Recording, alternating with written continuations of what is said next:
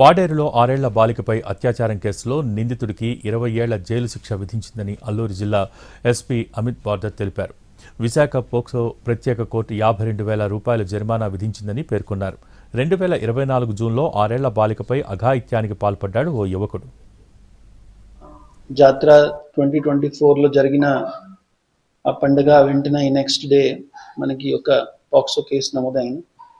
మనకి police station పాడేరులో అది crime number 88/24 మన పోక్సో వేరియస్ సెక్షన్స్లో నమోదయ్యాయి. మీకు ఇది కూడా అవగాహన ఉన్న వెంటనే పోలీస్ పార్టీ అప్పుడు మన లిమిటెడ్